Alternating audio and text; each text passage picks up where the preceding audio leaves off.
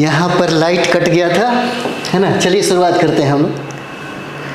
तो यहाँ पर कहता है कि यहाँ पूरा विदु को 7 स्तर प्राप्त हुआ है। कहाँ से? मेहरगढ़ से प्राप्त हुआ है ना। मेहरगढ़ हम लोग कर रहे हैं और मेहरगढ़ से हमें प्राचीनतम कृषि पशुपालन का साक्ष्य मिलता है। और मेहरगढ़ जो है पाकिस्तान के बलूचिस्तान में स्थित है। और यहाँ से 7 लेयर प्राप्त हुए हैं, 7 स्तर प्राप्त हुए हैं। पहला 3 स्तर का संबंध जो है नवपाषाण काल से है। और यहाँ प्रत्येक स्तर से कृषि उत्पादन और पशुओं में भेड़ बकरी के पालने के साक्ष्य मिले हैं। कृषि का भी साक्ष्य और पशुओं के भेड़ बकरी के पालने का भी साक्ष्य आपको मेहरगढ़ से प्राप्त हुआ है। और यहाँ से आयताकार एवं चौकोर घरों के साक्ष्य भी मिले हैं और मृतकों के दफनाने के साक्ष्य भी यहाँ से मिले हैं। कहाँ से? मेहरगढ़ से। तो मेहरगढ़ से इतने सारे प्रमाण आपको मिले। यहाँ से पुरातत्वविदों को 7 लेयर प्राप्त हुआ है और कृषि का प्रमाण भी मिला है, पशुपालन का भी प्रमाण मिला है। और यहाँ से आयताकार और चौकोर घरों के साक्ष्य भी मिले हैं और साथ ही साथ मृतकों के दफनाने का भी साक्ष्य आपको मिला है। कहाँ से? मेहरगढ़ से प्राप्त होता है। चलिए आगे बढ़ते हैं हम लोग। यहाँ पे है कि स्तर खुदाई में किसी पुरातत्वविद से कई स्तरों के मिलने का तात्पर्य यह है कि वहाँ एक एक करके कई संस्कृतियाँ उदित हुई और उसके समाप्त होने पर दूसरी संस्कृति का उदय हुआ। यानी कि यहाँ पे जो लेयर है, प्रत्येक लेयर का संबंध कहीं ना कहीं किसी संस्कृति के उद्भव और पतन से था। जो 7 लेयर यहाँ मेहरगढ़ में जो प्राप्त हुआ है, ये इम्पोर्टेंट है आपके लिए, आपके एग्जाम के लिए बहुत इम्पोर्टेंट है। यह पूरा स्थल बिहार के छपरा जिला में है, चिरांद। और यहाँ से 3 स्तर प्राप्त हुए हैं। और यहाँ से पत्थर के औजार के अलावा बड़ी संख्या में हड्डियों और सींग से बने औजार भी मिले हैं। और यहाँ के घर गोल होते थे और घरों में चूल्हे एक समूह में मिले हैं। और मिट्टी के बर्तन काफ़ी सुंदर हैं जो काले नीले और लाल धूसर रंग के हैं। और यहाँ से गेहूँ, धान, मसूर के साक्ष्य व मिट्टी के खिलौने भी मिले हैं। चिरांद के बारे में जितना बेहतर आपको लिखा है SCERT की किताबें, इतना अच्छा NCERT की किताबों में भी नहीं मिलेगा।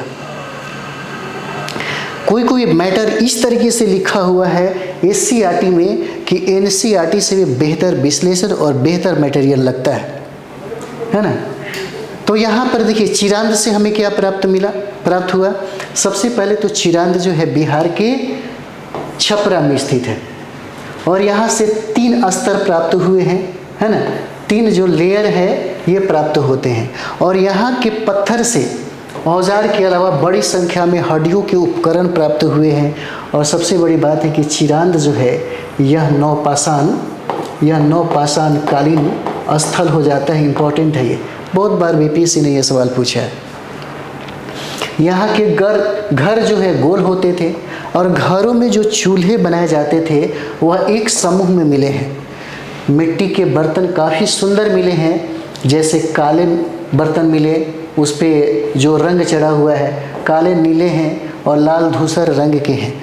और यहाँ से गेहूँ, धान, मसूर के साक्ष्य मिट्टी के खिलौने भी प्राप्त होते हैं। इस तरह नवपाषाण युगीन मानव कृषि पशुपालन की शुरुआत के बाद अस्थायी रूप से गांवों को बसाकर रहने लगा। खाद्य संग्राहक मानव आज उत्पादक बन गए और गुफा के स्थान पर अब मानव अस्थायी घर बनाकर रहने लगे। इस युग के लोगों ने वस्त्र पहनना भी शुरू कर दिया और लोगों के मरने के बाद उसका मृतक संस्कार होने लगे। कुल मिलाकर इस युग में लोगों का जीवन अस्थायी और सभ्य बन गया। नवपाषाण यह क्रांति था, क्रांति, क्योंकि एग्रीकल्चर पशुपालन का जैसे ही यहाँ पे क्रिएशन होता है लोगों का जीवन उसी तरीके से बदलने लगता है। जो समाज आखेटक था, खाद्य संग्राहक था, बाद में कृषक हो जाता है, पशुपालक हो जाता है। उसके महत्व को ये सारे लोग क्या करते हैं, समझ जाते हैं। जो समाज कंदराओं में रहा करता था, गुफाओं में रहा करता था, अब वहाँ से अब अस्थायी रूप से रहना शुरू कर देता है।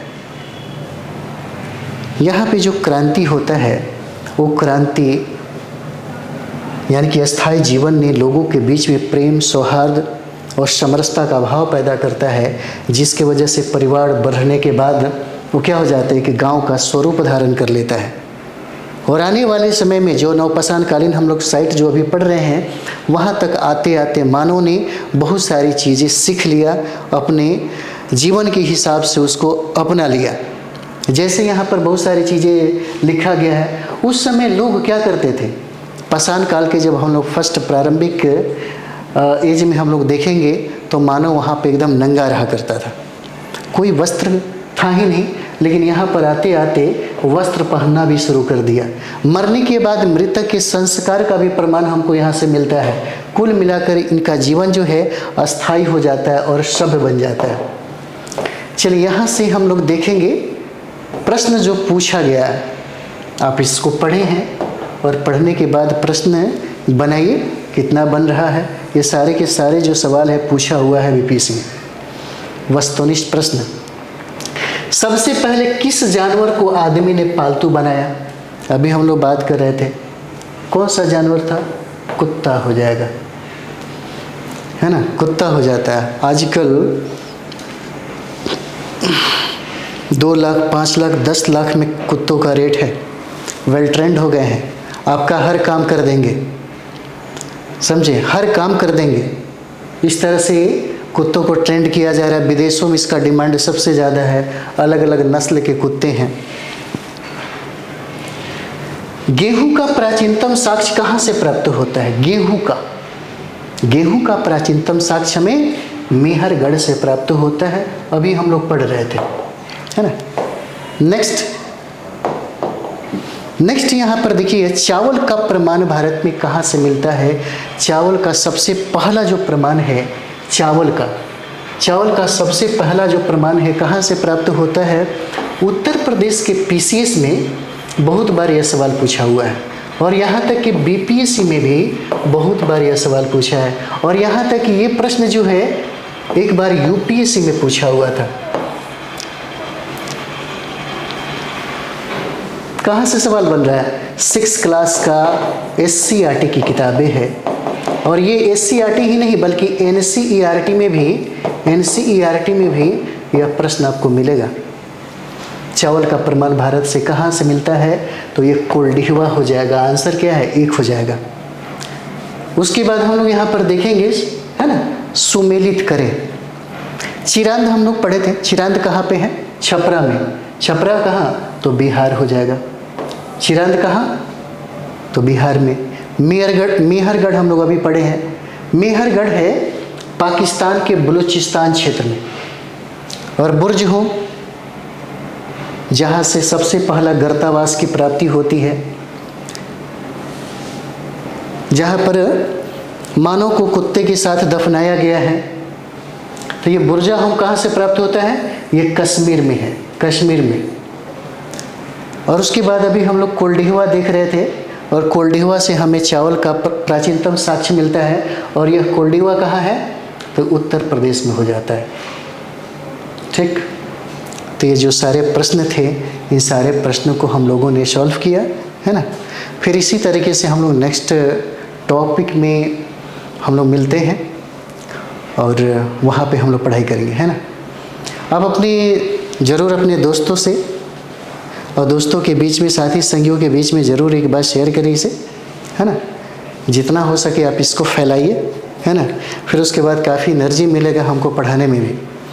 और ये हमारा जो अभी सक्सेस मास्टर बाय अनूप सरकार जो चैनल है, इस पे सिर्फ SCERT और NCERT का ही क्लास होगा।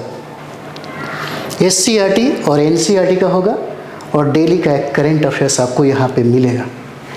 SCERT NCERT टोटल 6 क्लास से लेकर के 10+2 तक सारा सब्जेक्ट का मिलेगा। इतिहास, ज्योग्राफी, पॉलिटी, इकोनॉमिक्स, साइंस, सब चीज़ का मिलेगा। तो चलिए हम लोग मिलते हैं नेक्स्ट वीडियो में। थैंक यू वेरी मच आप सभी लोगों को।